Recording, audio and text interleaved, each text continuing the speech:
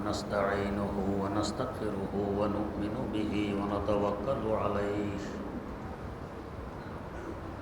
ونعوذ بالله من شرور أنفسنا ومن سيئات أعمالنا من يهده الله فلا مضل له ومن يضلله فلا هادي له ونشهد أن لا إله إلا الله وحده لا شريك له ونشهد أن سيدنا ونبينا ومولانا محمدا عبده ورسوله أرسله بالحق بشيرا ونذيرا وداعيا إلى الله بإذنه وسراجا منيرا صلى الله تعالى عليه وعلى آله وأصحابه وسلم تسليما كثيرا كثيرا أما بعد فأعوذ بالله من الشيطان الرجيم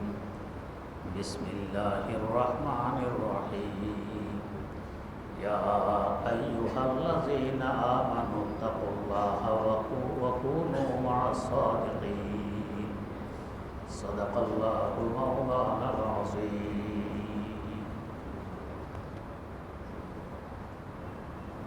কারোর আনুগত্যতা স্বীকার করতে হলে তার মহব্বত এবং ভালোবাসা যদি অন্তরে থাকে সহজে আনুগত্যতা স্বীকার করা যায়। মহব্বত না থাকলে, ভালোবাসা না থাকলে যতই চেষ্টা করি কিছু না কিছু ত্রুটি থেকেই যাবে। আমরা সকলেই আল্লাহ রাব্বুল আলামিনের বান্দা, তাই তার আনুগত্যতা আমাদের জন্য অপরিহার্য। গোলামের জন্য মনিবের কথা মেনে চলা অপরিহার্য।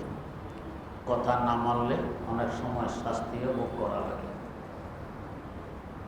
আল্লাহ রাব্বুল আলামিনের আনুগত্যতা স্বীকার করতে হলে তার মহব্বত লাগে।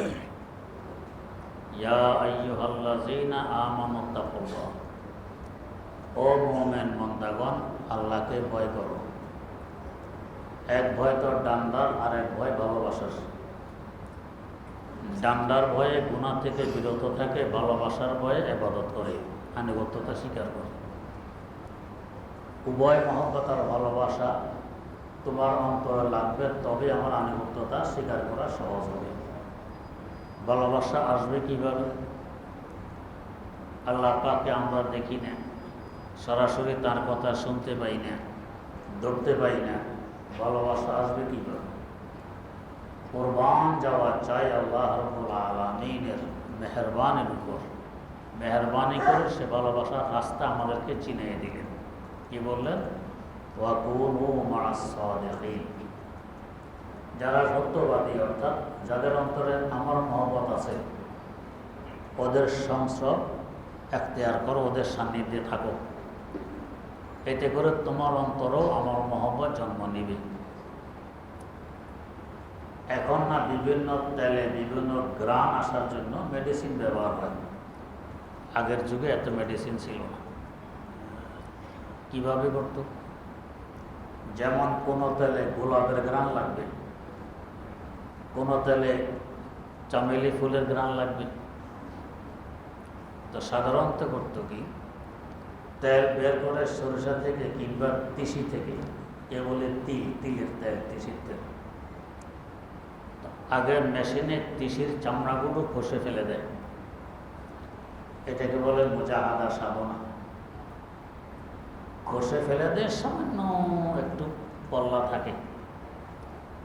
এরপরে তিসিকে বিছাই দিয়ে তার উপরে গোলাপ ফুল বিছাই দেয়, এর উপরে আবার তিসি, এর উপরে আবার গোলাপ ফুল, এভাবে কয়েকদিন যাবৎ রেখে দেয়।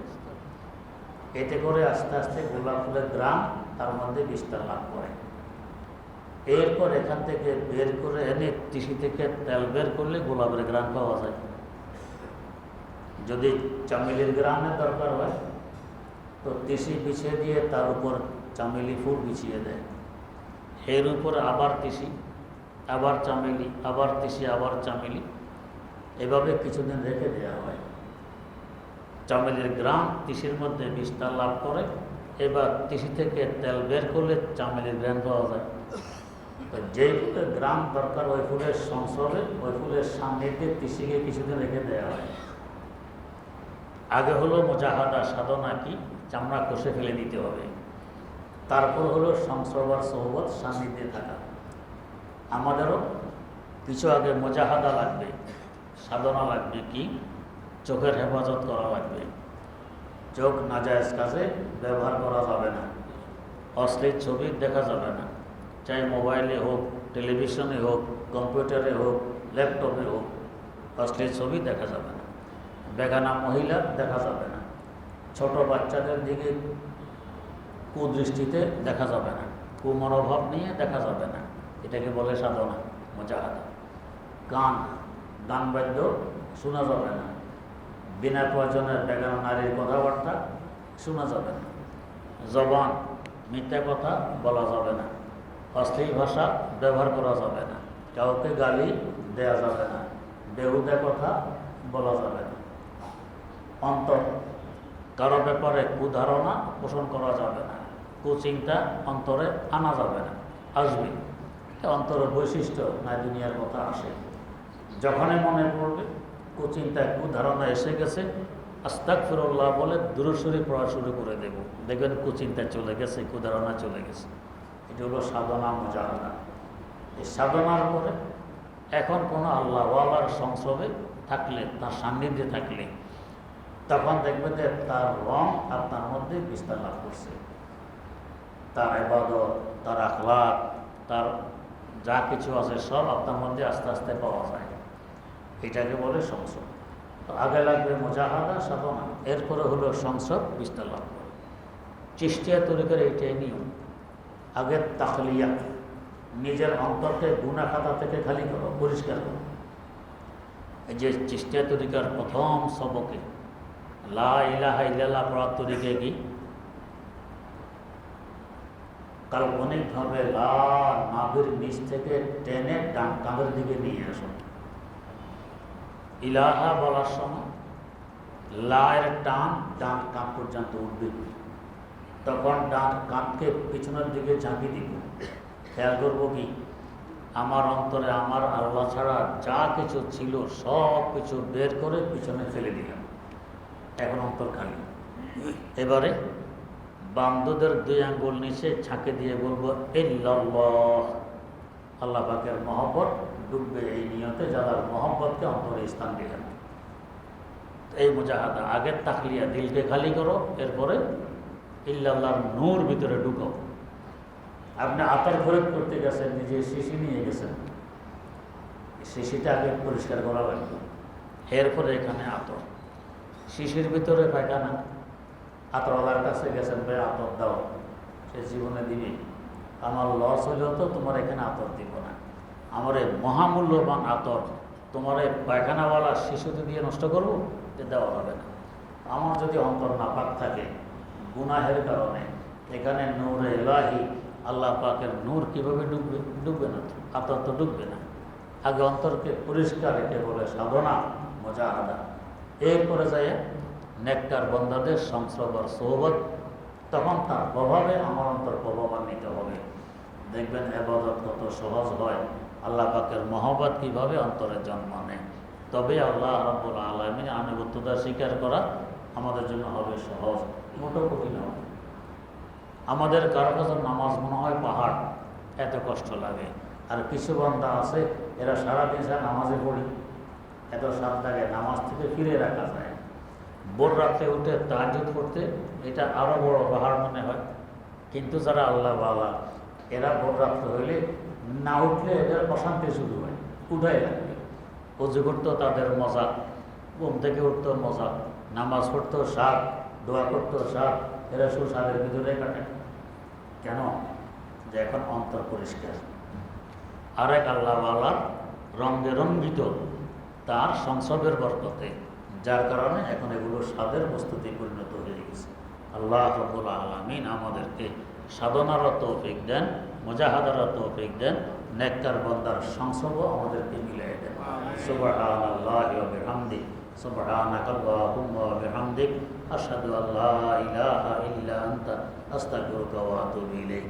আলহামদুলিল্লাহি রাব্বিল আলামিন والصلاة والسلام على أشرف الأنبياء والمرسلين سيدنا ومولانا محمد وعلى آله وأصحابه أجمعين ربنا ظلمنا أنفسنا وإن لم تغفر لنا وترحمنا لنكونن من الخاسرين رب ارحمهما كما ربياني صغيرا رب ارحمهما كما ربياني صغيرا اللهم أرنا الحق حقا وارزقنا اتباعه وأرنا الباطل باطلا وارزقنا اجتنابه হায় আল্লাহ আমাদের অন্তরকে পরিষ্কার করে দেন আল্লাহ আপনার ইবাদত বন্দেগী আমাদের জন্য মজাদার বস্তুতে পরিণত করে দেন আল্লাহ আমাদের দুর্বল সবলতা নসিব ফরমান যাদের আর্থিক দুর্বলতা আছে আর্থিক সবলতা নসিব করুন যারা ঋণী আছে সহজে ঋণ পরিশোধ করার ব্যবস্থা করে দেন আল্লাহ আপনার মনোনীত বান্দাদের সংসার আর সান্নিধ্য আমাদের জন্য সহজ করে দেন আয় আল্লাহ মেহেরবানি করে বিনা হিসাবে জান্নাতুল ফেরদাউসের মালিক বানিয়ে নেন জীবনের সকল ন্যাক দোয়াগুলোকে কবুল করে নেন সুবহানা রাব্বিকা রাব্বিল ইজ্জাতি আম্মা ইয়াসিফুন ওয়া সালামুন আলাল মুরসালিন ওয়াল হামদুলিল্লাহি রাব্বিল আলামিন।